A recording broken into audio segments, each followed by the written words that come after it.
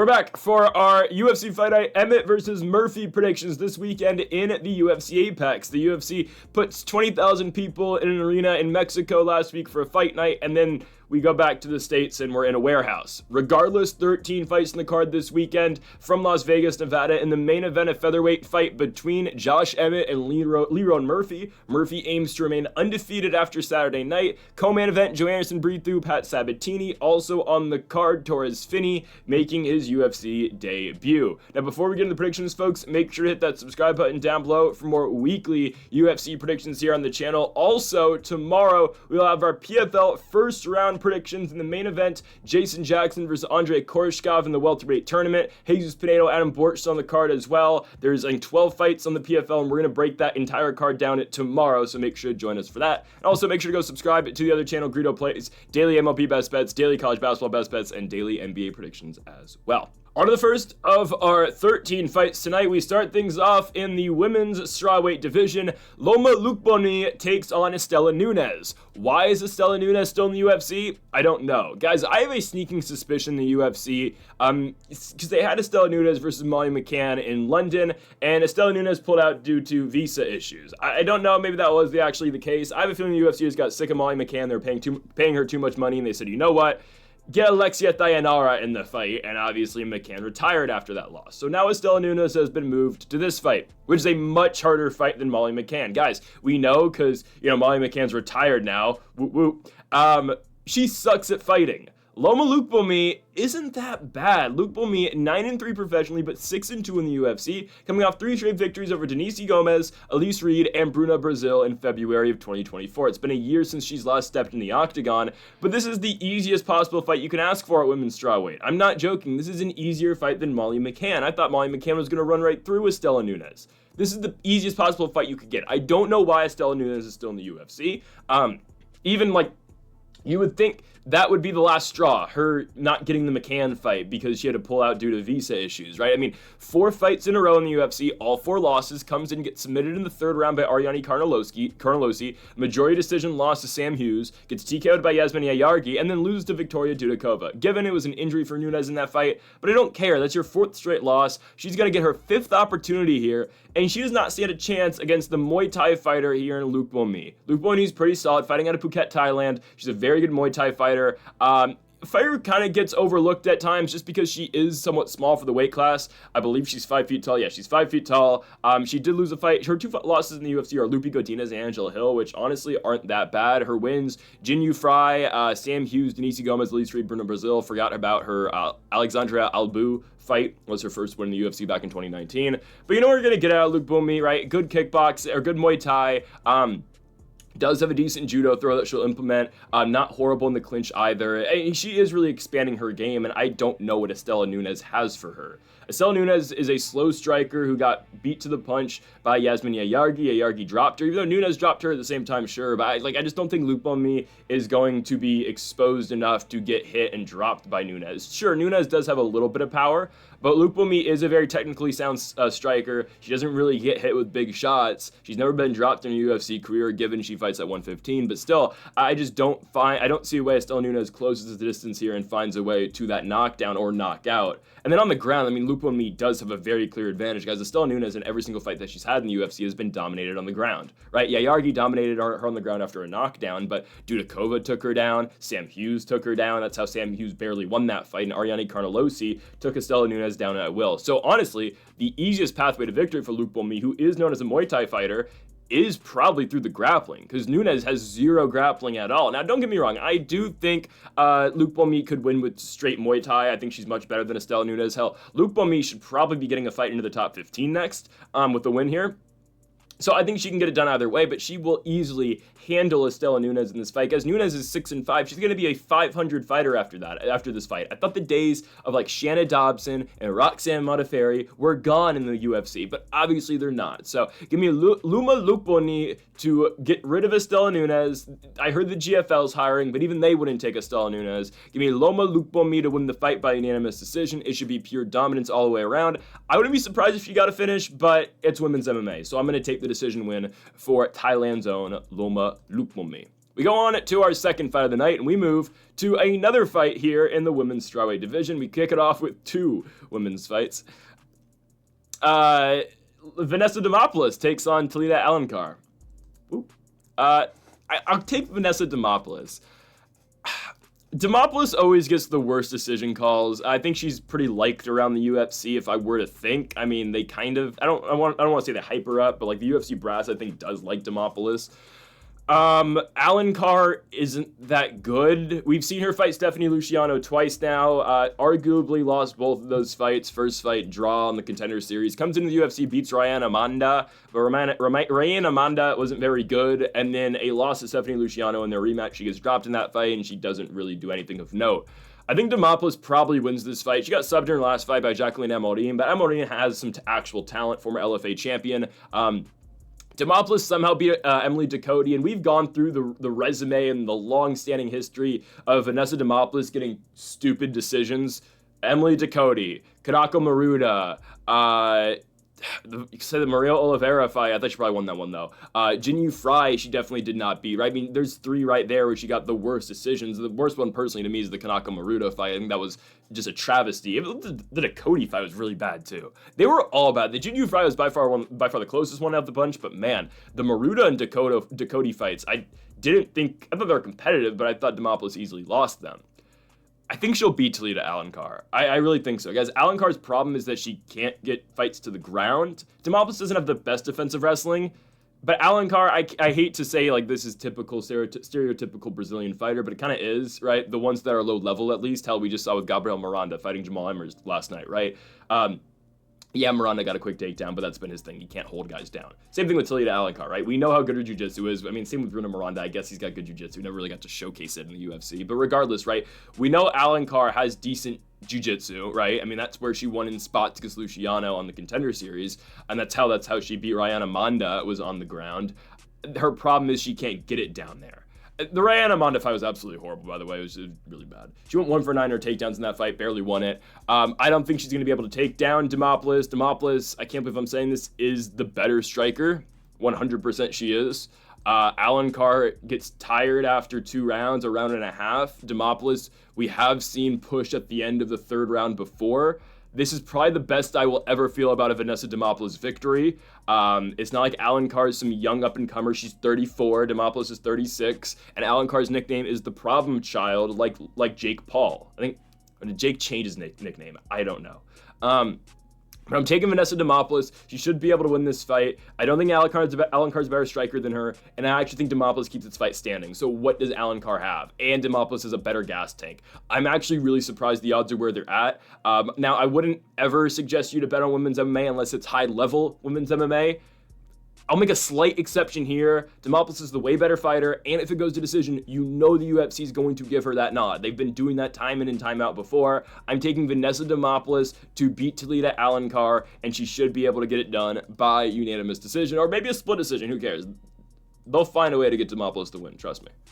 She's not going to get finished by Talita Alencar. It will not happen. She does not have the jiu-jitsu of a Jacqueline Amorim, and she's not the fighter Amorim is either. So give me Demopoulos. Next up, we go to our first men's fight of the night in the bantamweight division. Victor Henry takes on Pedro Falcao. I'm going to take Victor Henry to win this fight. I'm not sold on Pedro yet. 32 years of age, made his UFC debut in April of 2024. I'll be honest, it's a fight that I kind of forgot about before this video. You know, I forgot that he had a fight in the UFC until I looked at this card. He fought Victor Hugo, and Hugo beat him by unanimous decision. It was on the Brendan Allen, Chris Curtis card. And quick tangent, this is what the UFC Apex is doing, guys. There's so many Apex cards, they all get lost. Like, hell, okay, I'm going to remember Jamal Emmers, Gabriel Miranda, because it's in front of a crowd, you can immediately associate that with Mexico. You can't associate Victor Hugo and Falcao with anything, regardless. Hugo wins the fight, doesn't look all that bad. He drops Falcao in the fight. Pedro's looking for takedowns the entire fight. He can't get them. He goes 1 for 4 in his takedowns in the first round, wins the first on 2 of the cards. Chris Lieben scored that one for Hugo. But anyways, Hugo wins the second 2. He's really got Falcao, backing up in the third. He drops him in the 3rd round as well. Victor Hugo wins the fight. Okay. That's Falcao's only experience in the UFC so far. He gets the 37-year-old 19-year-old Victor Henry, who's coming off a loss to Charles Jourdain in early November. He got subbed in that fight in the second round. Fight before that, a win over Haniyaya, no surprise. Had the fight against David Basharat where, Victor Henry's nuts, just got crushed. Just watch the fight, it's brutal. He beats Tony Gravely before that, loses to Rafael Assunção in his second fight in the UFC, and then beats Raoni Barcelos in his UFC debut. Okay, the question is, can Pedro take him down? I don't think so. I'll be honest, I'm not sold on Falcao. He wasn't a guy who came in through the contender. He was a last-second replacement. He was a replacement fighter, if I'm not mistaken, against Hugo. I don't want to crap on the Tough Enough promotion, but he did come from Tough Enough. He was their champion, if I'm not mistaken. Or no, he beat Leonardo Moraes in the main event of Tough Enough 134 before his UFC debut. Tough Enough, I'll just be honest, guys, it's not a good promotion. I remember Maki Pitolo fought there after he got cut from the UFC. It's just, you rarely find really good fighters at Tough Enough. You get a lot of veterans who've had a million fights there, and they rarely have good up-and-coming prospects. And if there is a half-decent prospect, I guess like what Falcao is, then they'll win over there. I know he won in the Contender Series against James Barnes, but that wasn't initially what got him the contract. Guys, James Barnes, when he fought Pedro Falcao in the Contender Series, was 41 years old. I don't know how they found him.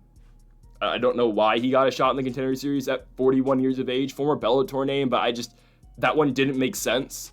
So yeah, Falcao won the Contender, didn't get his contract off of that, and then wins a fight in Tough Enough. I don't think he's going to be able to take down Victor Henry, and on the feet, I do like Victor Henry striking better. Henry's in your face, and he can grapple too, but I think he will look to win this fight on the feet tonight. Henry will stay in Falcao's face the entire night, and he should be able to touch him up with his boxing.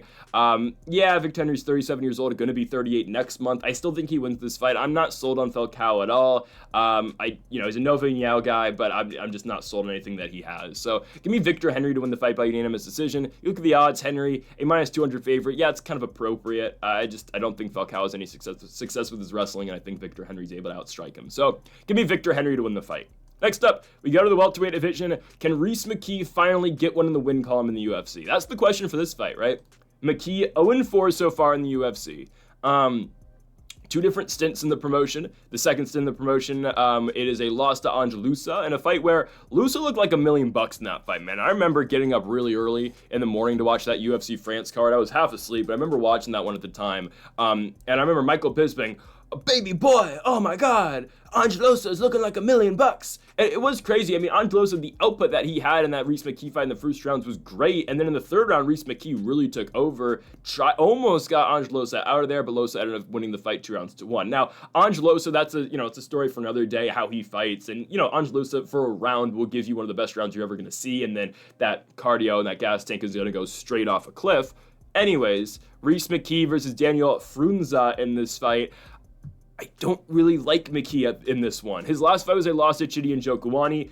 Don't know how it was a split decision. It was a clinch fest, I'm not gonna lie. It was at Boardwalk Hall in Atlantic City, New Jersey. It was a clinch fest, but Njokuani was the only one doing damage. There was no takedowns, a bunch of attempts. They were back up against the fence pretty much half of the fight, but Njokuani won it.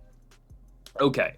Now Rhys McKee gets Daniel Frunza, and we can talk about McKee's first run in the UFC. A loss to Hamzat Chimaev and a loss to Alex Morono. High output fight in the Morono fight, just lost it. Okay.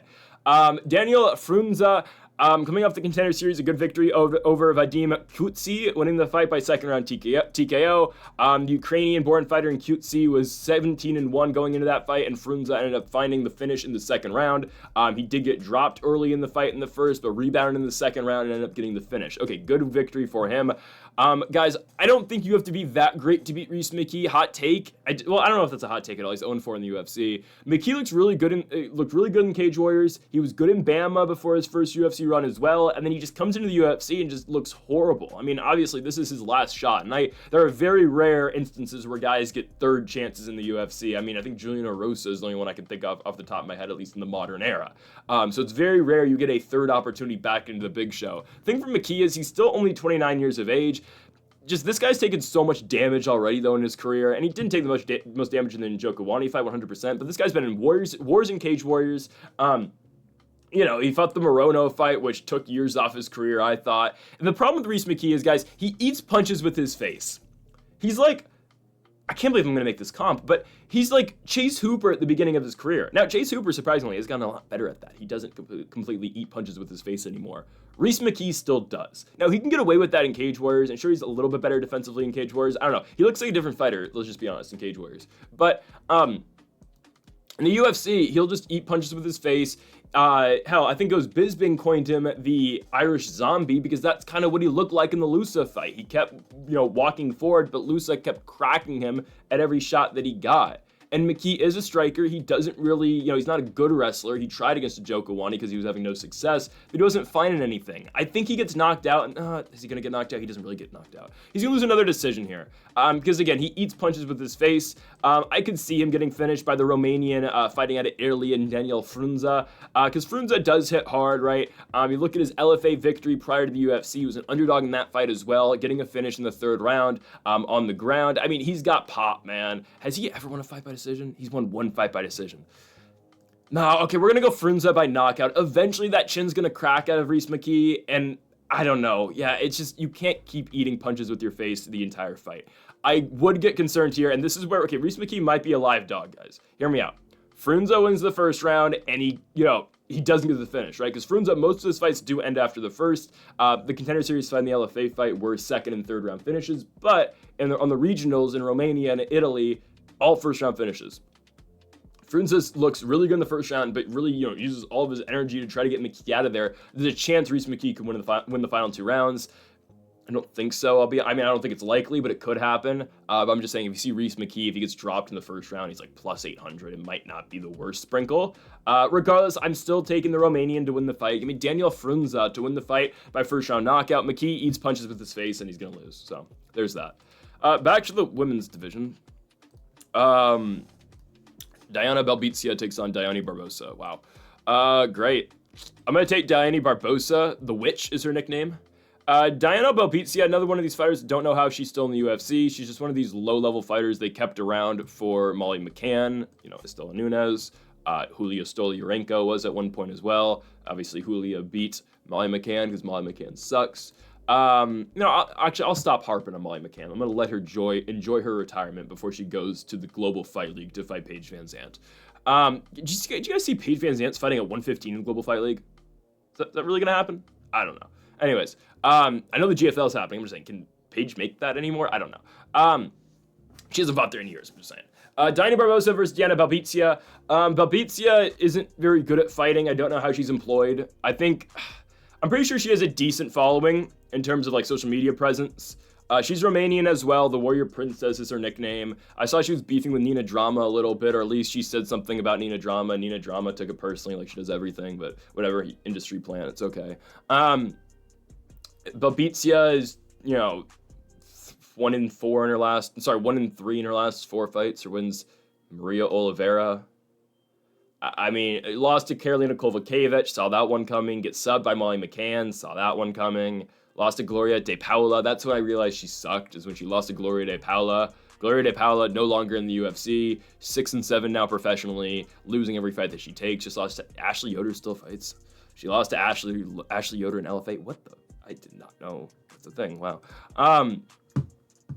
Yeah, guys, this is just extremely low level. I don't know if Diana Barbosa is really low level, though. Her win over Ernesta Katakate, she was getting pieced in the feet. Don't get me wrong. She won the fight, barely. UFC 301 in Brazil, Pantoja Urseg main event. She's getting pieced in the feet by Ernesta Katakate, but how she wins the fight through her grappling. She got contracted in the Contender Series, submitting Grain Guerrero by submission in the first, then fought Miranda Maverick in her last fight, and Diana Barbosa wasn't the better grappler and wasn't the better wrestler and wasn't the stronger fighter. So obviously, Miranda Maverick controlled her on the ground. Diana Barbosa will get Diana Belbita down. Molly McCann took her down and submitted her, right? Maria Oliveira, who sucks at fighting, was able to take down Diana Belbita. Hannah Goldie, who's not very good at fighting, took her down. Molly McCann, I forgot they fought twice. Molly McCann in the first fight took down Diana Belbita. I actually think Diana Barbosa gets a sub here, guys. I'm going first round submission, Diana Barbosa. I don't think Belbita is good at all. The saving grace with her is that she got signed to the promotion so young. She was 23 years old when they signed her. Why did they sign her? I actually don't know. She never won in KSW. Yeah, I don't know how the UFC found Diana Belbita, and she's 2-5, so I don't in the UFC, so I don't know if she's still around. This is a levels fight. I can't believe I'm saying this. This is a levels fight. Barbosa is a much better grappler, and she will be able to get Diana Belbita down. And once it's down there, if Molly McCann's able to sub you in the first round, Diana Barbosa, who's a better jiu-jitsu player, will take her down as well. So I'm going to take the Brazilian here. I'm going to go Diana Barbosa. The Witch is her nickname. Yeah, she wasn't able to out-grapple Miranda Maverick, but that's expected. So I'm going to take Diana Barbosa here by first round submission, and to obviously get rid of Diana Belbita in the UFC. Again, maybe she can fight Estela Nunes in Global Fight League. No, we'll save that for Invicta, if anybody watches that still. Give me Diana Barbosa. Because hell, the UFC takes all of Invicta's talent because they all come over to the UFC anyway in the Contender Series, right? It is what it is. Let's go on to our next one. We go to the bantamweight division. Davy Grant versus Daniel Santos. I think Davy Grant's not a horrible underdog here. I'm not saying that's my pick. But I think when you look at all the dogs in this card, I do think that Grant is one of the better ones. Am I going to pick him? I don't know, because it's a close fight for me. Davy Grant's 14-7. He's 39 years of age now. He is coming off a victory over Ramon Tavares. And Davy Grant always just kind of surprises us as an underdog. It's in fights that he's not supposed to win, and he's very competitive in them, right? I mean, Davy Grant arguably, he probably should have beaten Daniel Marcos in London a couple years ago. Lost that fight by split decision. He beats Ramon Tavares in his last fight in Tampa in December. Prior to the Marcos loss, back-to-back victories over Luis Smoke and Rafael Assunção. Davy Grant's a fun fighter who always takes really fun fights and tough fights as well. He gets Daniel Santos tonight. Santos 2-1 in the UFC. I think he's unproven. I'm just going to be honest. I mean, sure, back-to-back victories over John Castaneda and Johnny Munoz. The Castaneda fight was really good. The Johnny Munoz fight, he won by unanimous decision. Nothing special. He hasn't fought those since 2023. I just don't know what Daniel Santos we're going to get. That's my question here. Because he's been off for a while. I mean, obviously he's got the hype with the Oliveira camp, right? He's going to have the bleach blonde hair like Charles Oliveira. Everyone in the corner, obviously, and Shoot the Box is going to have the, Oliveira hair. Does Shoot the Box have the Dallas Cowboys logo as their gym logo? Has that always been a thing? That's crazy. Regardless, right, we haven't seen Daniel Santos in years. He was supposed to fight Daniel Marcos at the end of 2023. Fight fell through, and he was supposed to fight Said Nurmagomedov last year in Abu Dhabi. Santos had to withdraw from that fight.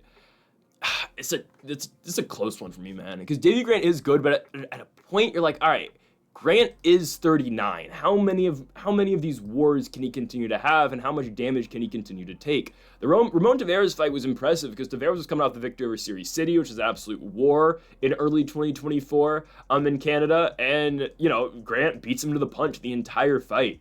Outstrikes him in every single round. I thought won that 130-27 against Tavares. Ooh, man. And I just don't know how good Santos is. Because, yes, he looked good in the John Castaneda fight. He looked decent in the Johnny Munoz fight. The Castaneda fight actually was really good. But Castaneda drops him. Santos recovers, obviously, and gets the finish. The Johnny Munoz fight was just, not the most impressive, but Santos won. It's a fight he needed to win. His first fight in the UFC, I get it's all the way back in April of 2022 at this point, but Julio Arce did shut him down. I'm going Davy Grant. I know he's 39, but he just fought in December and he looked good. Do I want to pick against the Oliveira camp, though? I don't know. I feel like, as corny as this is going to sound, I feel like these Oliveira camp guys just have plot armor, like Fighting Nerds and all the Dagestanis. I feel like they just win fights like this. As a 30-year-old Daniel Santos going to beat Davy Grant. Oh, man. No, I'm going to go Daniel Santos. I'm switching it. This is probably the closest one on the entire card for me. It just is. It's a really tough fight for me to pick. I do like a lot of favorites in this card, by the way. We picked, I think, all favorites but one in the last card. We went 9-3. I don't pick for odds. I pick for winners. Yeah, I'm going to ever go slightly go with Daniel Santos. I'd stay away personally, just watch this fight to enjoy it. I got to think Santos has made adjustments in the last 2 years. I think he's got to be better in the last 2 years. We saw him when he was 28. Now he's 30. He's officially in his prime now. I'm not going to say Davy Grant's washed up because that's not the case, 100%. Davy Grant's still very good. But he arguably beat Daniel Marcos, who's in the top 15 now. Yikes. Oh, man. But at the same time, Davy Grant's 14-7. He's just had a lot of really close and competitive fights against good guys. I'm going to take Santos. I like the striking. He can grapple some too. Grapple quite a lot too, like he did in the Johnny Munoz fight. But he does have power, like he dropped Castaneda and finished him. It was in the clinch too. I'm going to take Daniel Santos, I think. Yeah, I'm not confident in it at all. Don't bet this fight. But I'm going to take Daniel Santos by decision. I think it's a very competitive one that Santos barely just gets the nod. I also think, guys, close fight. UFC's probably going to side with Oliveira's guy. One, he's Oliveira's guy. Two, he's younger. They want to get Davy Grant the hell out of here. He's 39. They're paying him a lot of money. So just got to think about that as well. If it's a close decision, they might rig it towards Daniel Santos, right? It's like Carlos Ulberg, Jan Blachowicz. Blachowicz obviously won, but, oh, we don't need the 42-year-old involved anymore. We're going to pay him more if he wins. Let's give it to Ulberg so we can set up a fight between him and Prochazka, right? Give me Daniel Santos to win the fight by decision. Next up, we go to the flyweight division. Guys, I hate to say this. This might be the end of the Picasso of MMA in the UFC. This is a sad day, guys.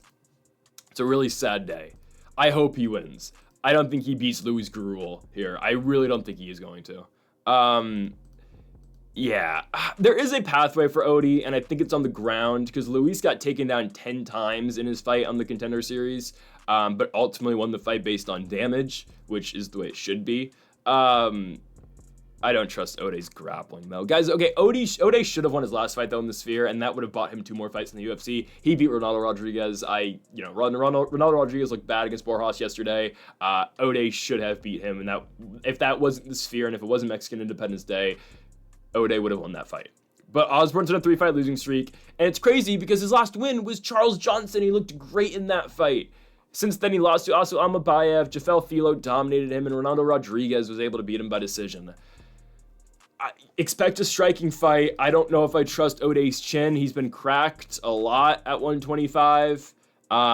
Luis Gurule here, honestly, not the most impressive, body of work prior to the UFC. I think the win over Piccanini on the Contender is good. It really is. I mean, fought a very grapple-heavy guy, but was able to do enough damage, right? I mean, I believe Piccanini won a fight in the Contender Series prior to that bout in 2024. He had 2 fights in the Contender that year and lost, obviously, the second one to Gurule. Luis he's a Fury guy, won a bunch of fights over there, does have heavy hands. It's just a tough fight for Odei, I think. I don't even know if I should, maybe if Odei takes him down, but that just might be how good Piccanini is in terms of wrestling. His striking leaves a lot to be desired. That's why he's not in the UFC right now. I think he will be eventually. And also, Gurule's an older guy. He's 31, Factory X guy. He has experience. Odei's going to be the bigger fighter. He's going to have a 9-inch reach, which could give Odei an advantage. Odei could touch him up, guys. Now that I'm thinking about it, I'm tempted. I'm really tempted to take Picasso here. I want Picasso to get another fight too. The thing is, I've taken Picasso in so many fights. I took actually Ronaldo Rodriguez to beat him, but it kind of reminds me of the Zrugadishev fight, kind of. Okay, I know Luis Gurule is much better than Zrugadishev, but if Odei's able to keep his distance and Odei's able to tee off like he did against CJ Vergara, he could win this fight. The problem with that is, this is why I'm going to ultimately pick Luis Gurule, is Odei hasn't done that in so long. I've seen Odei in 3 fights, and sure, he still has power. He knocked down Ronaldo Rodriguez and almost finished him. I get that. We just haven't seen Odei put on a really good performance in a while. It's been since the Charles Johnson fight, and that fight was in February of 2023. That's over 2 years ago at this point, right? So, sure, and I can think of, the Zrugadishev fight and the Vergara fight, but those were in 2021 and 2022. I'm not the most impressed with Gurule. Yes, he looked good and, good on the Contender, was winning in Fury. I just don't know how well he's going to perform in the UFC. I think he will win his entry fight in the UFC, though. I think he's going to beat Odei. He's going to have to crash here. Odei does have, some decent elbows and some knees up the middle that might catch Luis Gurule, but ultimately, I'm going to go with the favorite here. Gurule, training out of Factory X, minus 205 favorite. I expect him to win it by decision. Could crack Odei, but I just see a decision win here for Luis Gurule. I hope Odei wins, though, but I just, I don't know. Don't see it. Next up, we go to the middleweight division. It is the UFC debut of Torres Finney. Guys, this is not a Photoshop picture of Torres Finney. This is his actual build. That's what Torres Finney looks like. He's solid. He's solid. Now, Torres Finney, right, had 2 shots in the Contender Series, didn't get the contract either time. He won both of his first 2 fights on the Contender. He gets a 3rd opportunity. The UFC brings him in on short notice, and he wins on the Contender Series. Dana White was very hesitant on signing him. He said that if I bring this kid into the UFC, he's going to get smashed, and he's going to get hurt. Well, he gets a 3rd shot in the Contender, and Torres Finney wins yet again. He beats Abdullah Rami, who I have watched before on PFL, and I told you guys at the time that was going to be a mismatch, because, okay, I don't think Torres Finney's going to get, killed in the UFC. I really don't think so. I don't think he's that bad considering the UFC signs everyone, right? So, hear me out. If the UFC was concerned, though, and Dana actually was concerned about Torres Finney getting hurt in the UFC and just needs more time, guys, the fight to do that, I don't know how much Dana doesn't look into these prospects anytime before. He doesn't look into them at all before the fight. So he had no idea who Abdallah El Rami is. Guys, if he had looked into Abdallah El Rami at all, former PFL main guy, he would have known that's not the right level for Finney. I would say Cam Rouston's better than Abdullah El Rami, and Yuri Pantvarov, who I wasn't really impressed with, former CES guy. I think both of those guys were better than El Rami. So it was by far Finney's easiest fight on the contender. Right, in the Pantvarov and the Rouston fight, he was grappling, and I believe Finney has the record for most Contender Series victories, right? He has to. But what Finney's going to do, he's going to take you down, he's going to look to ground and pound you. He's a wrestler who can get to the clinch very effectively, doesn't have the best striking, but once, obviously, he has you down, it's go time, right? Constant ground and pound, constant pressure out of Torres Finney. Robert Valentin looked so bad in his first UFC fight where I actually think Torres Finney should easily win this.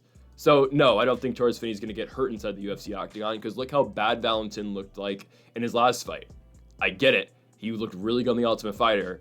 I think Ryan Loder's good. I don't think he's that good, though. He dominated Valentin in their Ultimate Fighter finale fight on the Cannonier Borjayo fight card in the summer of last year. It was pure dominance by Loder. Takedown, immediately got Valentin on the ground and dominated him down there and just got him in a crucifix and beat his face in. It was bad. It was really bad. I think Torres Finney should be able to do the same exact thing. I don't know if he's on the level of a guy like Ryan Loder, and again, I guess the jury's still out on that one. We'll see. But I do think it's one-way dominance here out of Torres Finney. I think there's a takedown. I think there's just constant pressure on the ground. Valentin, Loder took him down multiple times and just dominated the fight on the ground. Why wouldn't Torres Finney do the same exact thing? I mean, this fight ultimately is just set up for Finney to win, I think, matchup-wise. It heavily favors Torres Finney, right? I mean, you had a guy in Valentin who, sure, has jiu-jitsu, but if he's not able to, he's not able to throw anything up on his back, and you can't submit a guy if you're getting punched and elbowed in the face constantly.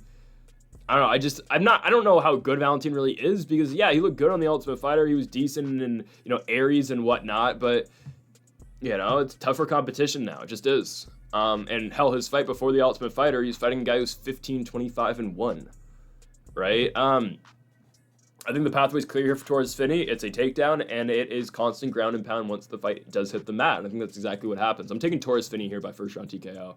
I just don't think Valentin I don't think he has the solution. I get it. He's going to be much bigger than Torres Finney. Valentin's 6 feet 2 inches. Finney's 5'8". Doesn't matter when you get takedowns. So I'm going to take Torres Finney. He's probably the stronger guy in this fight. Hell, they have the same reach. So that tells you something. Taking Torres Finney to win the fight by first round TKO. It's all through the wrestling. Next up, we move to the middleweight division. Not a bad fight here. Gerald Meerschaert takes on Brad Tavares. Meerschaert, a plus 195 dog on this fight. About plus 185 on the graphic. Minus 225 for Brad Tavares here on the flip side. Okay. Meerschaert, we know what he is. UFC veteran. Really good ground game, right? He's coming off the loss to Rainer de Ritter, but, RDR might beat Bo Nickel. I don't know. I'm leaning towards no on that. I'm leaning towards Nickel winning that fight, but we'll see. But Tavares Meerschaert is a good fight. I mean, again, it's just a veteran fight, but it makes sense, right? Tavares coming off back-to-back losses to Gregory Rodriguez and a loss to Jun Young Park. One I didn't see coming. It was a split decision, but ultimately, yeah, I thought Jun Young Park did enough to win that fight.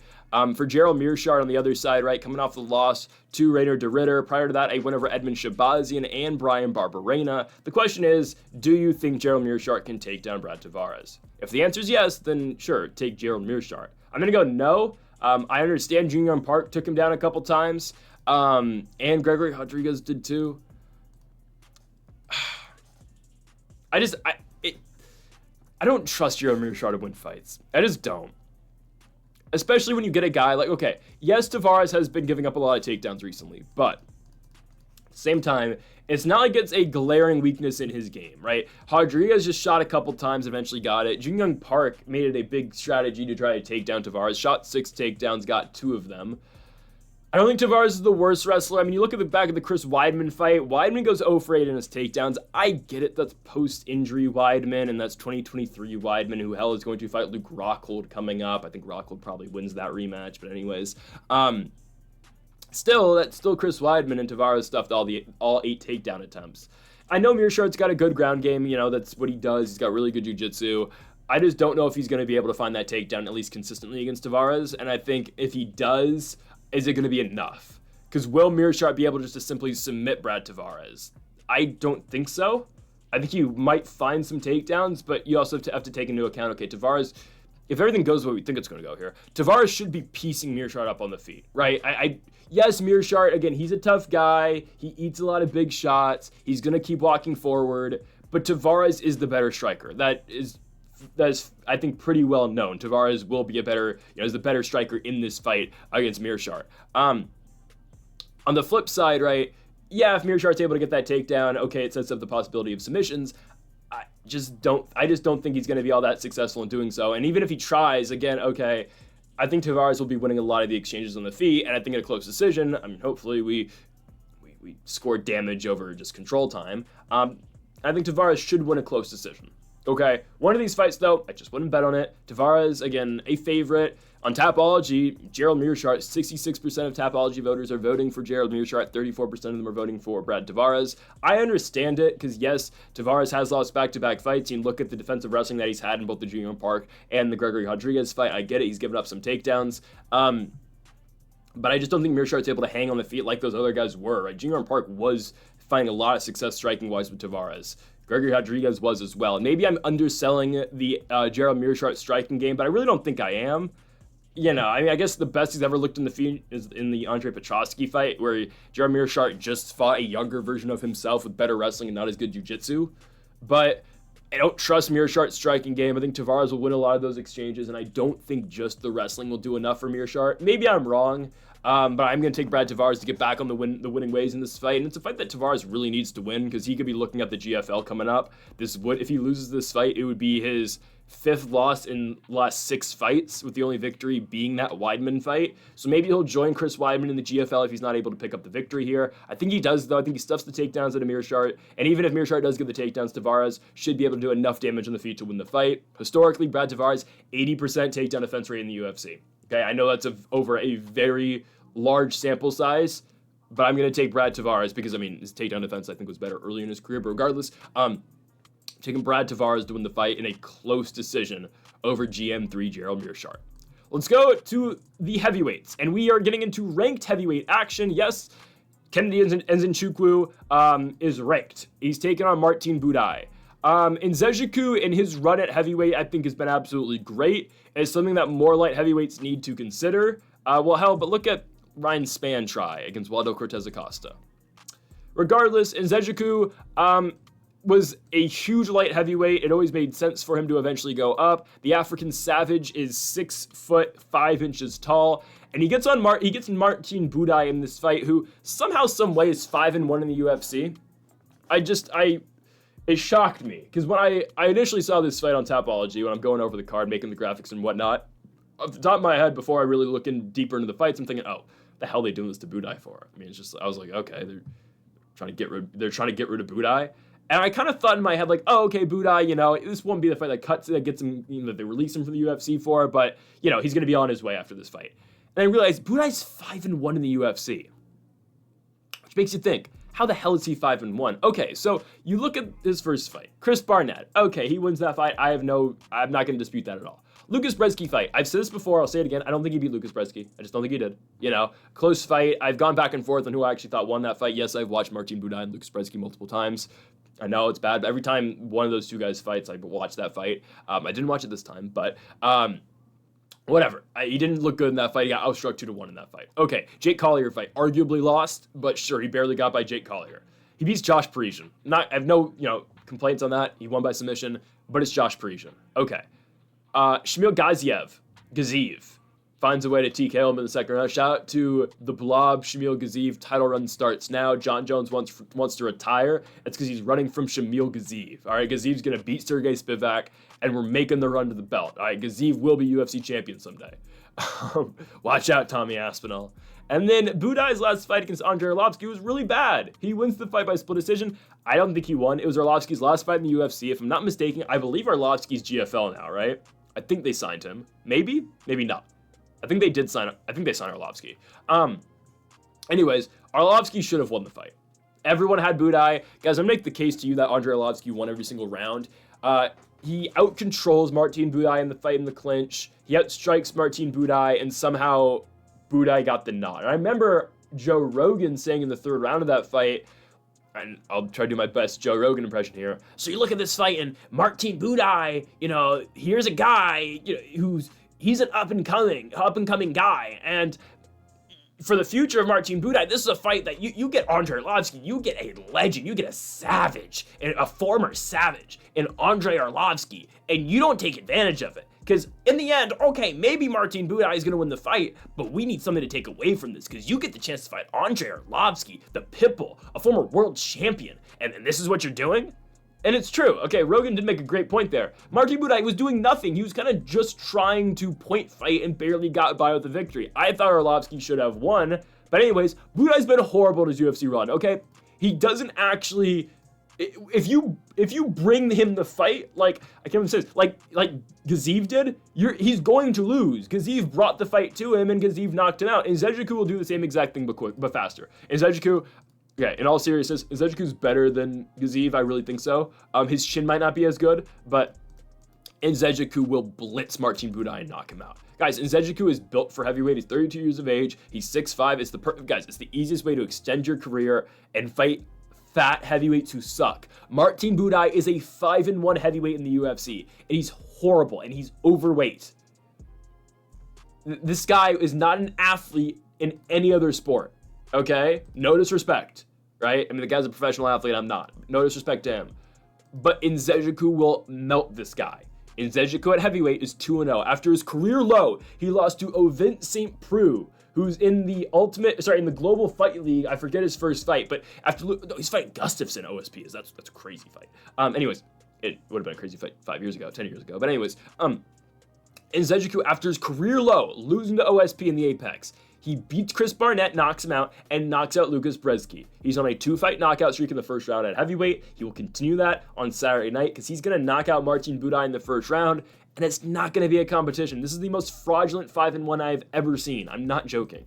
To the feature bout, we go to the bantamweight division. Don't know why this is so high up on the card. I would think probably the Nzechukwu fight should be here. But anyways, Cartavius Romious takes on Chang Ho Lee. Cartavius, are you not entertained? Romious is the nickname. Competitive fight, I think. For Cartavius' last fight was a loss to Gaston Bolaños. Didn't do much. I think he saw all of his success, if at all, in that fight wrestling Bolaños, but really didn't do much, and Bolaños easily won every single round. One judge had it 30-26 for Gaston Bolaños. Just because, Romious didn't do anything really until the third round. Chang Ho Lee's a guy who is 1-0 in the UFC, was a road to the UFC winner, won his first fight in the UFC with a victory over Long Jiao, winning the fight by split decision. Not a bad performance, outstruck Long Jiao in that fight. Long Jiao was the better grappler in that fight, but Chang Ho Lee ended up winning it over in Saudi Arabia.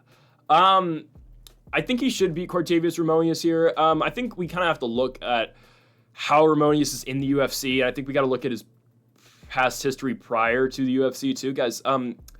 And I don't know if I brought this up in his last fight against Bolaños. Maybe I didn't, and that's why I think we unfortunately had him to win the last fight, so I definitely didn't bring this up. And diving deeper into what Romious is, by the way, he's a 5'4" bantamweight, so he's severely undersized. Chang Ho Lee's 5'8", so just saying. Guys, Cartavius, his fight, so he got 2 shots in the Contender Series, right? The first time he got on, the fight prior to his first bout in the Contender Series was a win in LFA over Nate Williams. Okay, he wins it by first round armbar. Well, Nate Williams is 14-11. He loses to Ramon Tavares, who just lost to Davey Grant, but still not a horrible loss, but Ramon Tavares knocked him out in 29 seconds. He goes to North Iowa Fights, beats Eric Vo, who's a 15-28 fighter, by armbar in the first round, and then goes to the Contender Series, and no disrespect to Michael Imperiato, but that was the biggest layup fight I've ever seen, okay? Imperiato is a guy coming off a one-fight winning streak. He just beat Ricky Bandejas to get a shot in the Contender Series. The UFC liked his story. He was on Dana White looking for a fight because he sold his first opportunity in the UFC way back when in like the early, like in like 2013 or whatnot, I believe. So Dana was like, all right, I'm all for second chances. I'm going to give Imperiato a shot. Romious beat him, but it's not like he dominated the 35-year-old man, 38-year-old man. He knocked him down in the first round, but man, I mean, Imperiato should have never been in that spot. So I think we really have to look at what Romious has done and label it unimpressive. He's never beat a good fighter. In his only good fights that he's had, he lost to Bolaños and he lost to Ramon Tavares. I think we really have to look at this. Hell, he fought Jornal Lugo, Bellator name now. I don't know. Lugo hasn't fought since early 2023. Don't know what's going on with him. But he fought Jornal Lugo back in 2020, and Jornal Lugo beat him by decision. Beat him by split decision in August of 2020. So every decent fighter Romious has fought, he has lost to. And I'm not trying to sell you on Chang Ho Lee like this guy's going to be a top 15, top 10 contender sometime down the line. But this is a guy who's not bad on the ground and has decent striking too. How does Cortavius Romious win this fight? Well, if he drops Chang Ho Lee and knocks him out? I mean, we saw in Cortavius' last fight, he was the one pursuing the takedowns, and yet Bolaños was flipping position and, finding himself in good spots in that fight. I don't see how Romious wins this fight on the ground or on the feet. I think Chang Ho Lee is just the all-around better fighter. And again, Cortavius has not fought anybody of note. I think Chang Ho Lee easily wins a decision here. Now, I don't know why it's so high on the card, but it is what it is. I'm going to take the South Korean fighter in Chang Ho Lee to beat Cortavius Romious by unanimous decision. We go to our co-main event in the bantamweight division. We've got a matchup here between Pat Sabatini and Joe Anderson Brito. Might be anticlimactic. Why the hell is this fight happening? I'm just going to be honest. This feels like one-way traffic. Now, I guess, okay, we're going to toast the ground game of Joe Anderson Brito. I guess.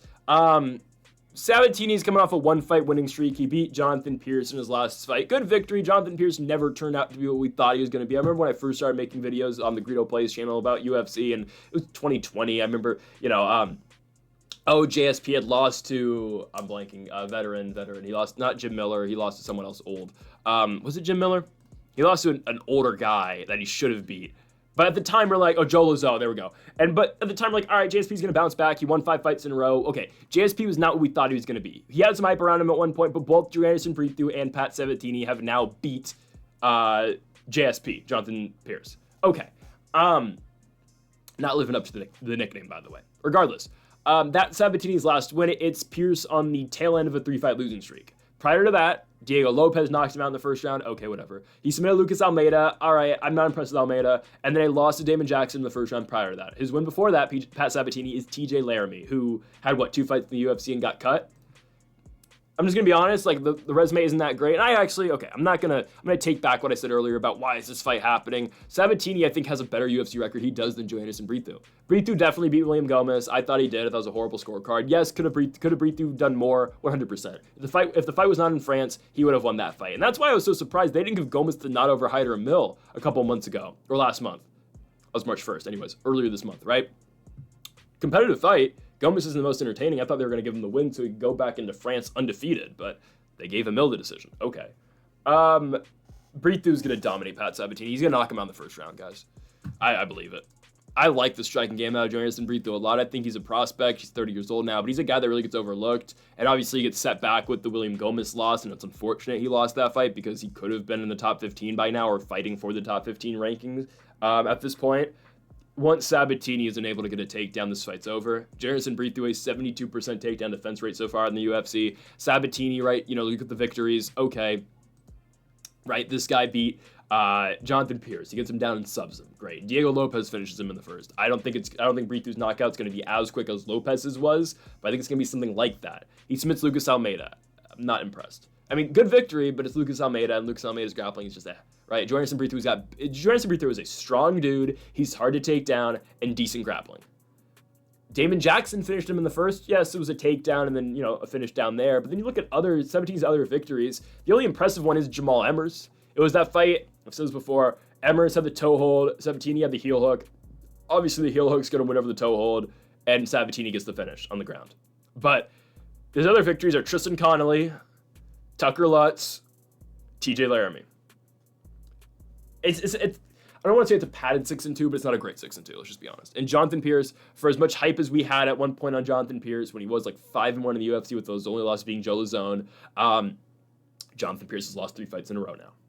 So it's not a crazy accomplishment to beat him. Good for Sabatini getting the sub in the first round, but you're taking on a guy in Brito who has heavy hands and has finished fights in the first round before. Andre Feely, first round knockout. Lucas Alexander, first round sub. Weston Wilson, first round knockout. The JSP wins second round submission. Did that before Sabatini did.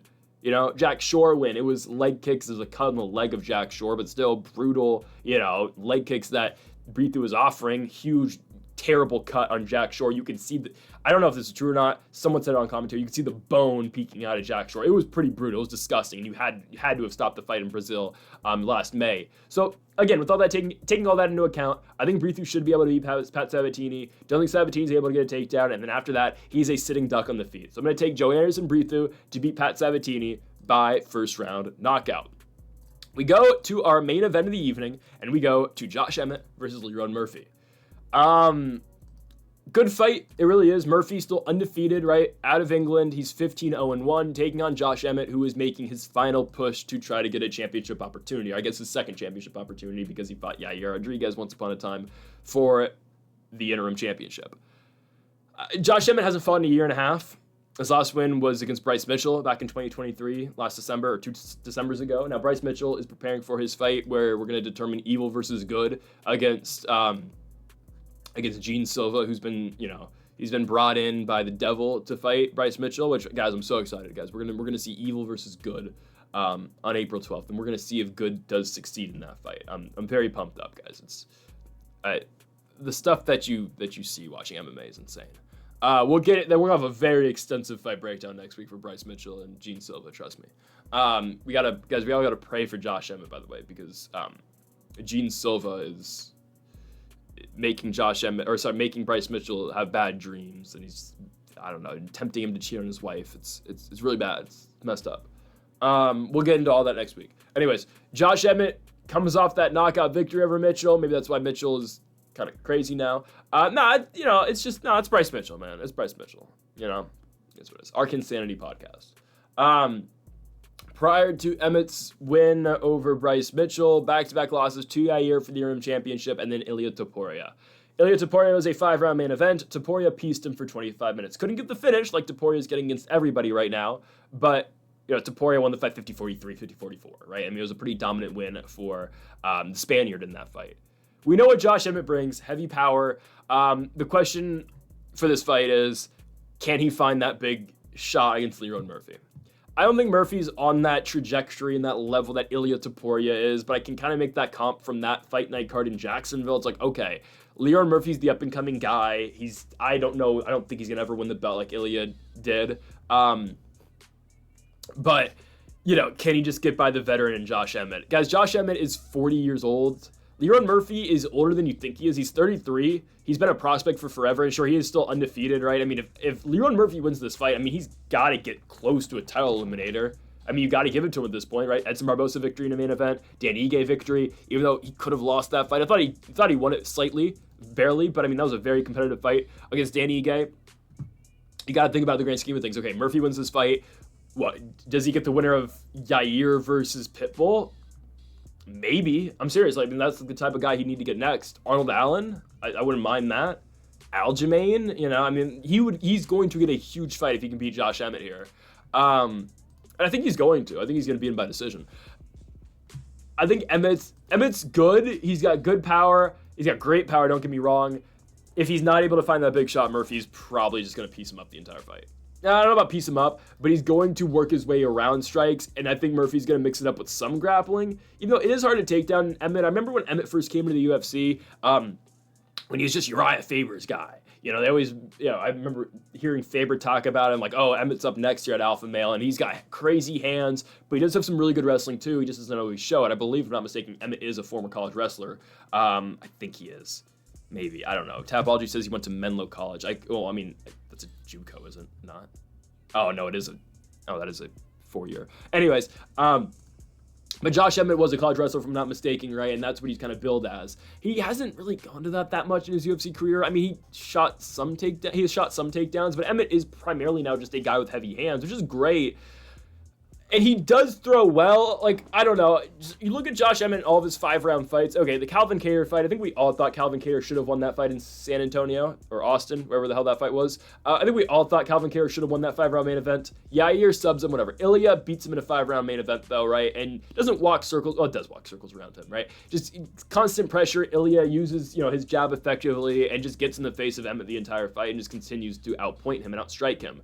I'm not saying Murphy's going to put that straight domination on Emmett like Topuria did. I think Emmett's probably going to win rounds in this fight, maybe one.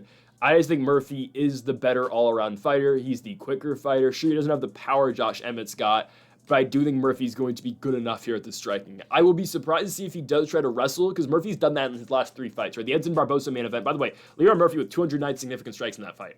Crazy. 220. But we did see Murphy mix in a lot of wrestling, right? He did it in almost every single round. He did take down Edson Barbosa. I don't think it's that easy, obviously, to take down Josh Emmett, but at the same time, you gotta think about it. Okay, Murphy did outstrike Edson Barbosa, which is, I know Barbosa in 2025, 2024 last year is a lot older at this point, but that does have to be thought about at this point. In the Danny Ige fight, very competitive fight. I thought Murphy got it, though. I thought Murphy won rounds 2 and 3. Ige obviously won the first with the knockdown, and that's where I'd be a little bit concerned about Murphy. Okay, yeah, Ige knocked him down. And Ige's good, but Josh Emmett's better, right? So, I don't know. I think Murphy gets it. I think he wins it by decision. Not the most confident main event I've ever predicted, but I do think, again, the striking is slightly better out of Murphy. Yes, he doesn't have the hands that, heavy hands that Emmett has, but he should be able to effectively use his jab. And we'll see if he tries to mix it up. I think that'll be something interesting to see if he does try to take down Emmett. We'll see. We haven't seen Emmett hit the mat since the Yair fight, if I'm not mistaken. So, or I think Ilya took him down. But regardless, we'll see. I think Leon Murphy gets it by decision. I think it's a really close fight to pick. But ultimately, I do think Murphy wins the fight 4 rounds to 1. So I'm going to go with the Miracle, Leon Murphy, to continue his undefeated ways. And I think, he should probably get, I'm going to say, the winner of Pitbull and Yair.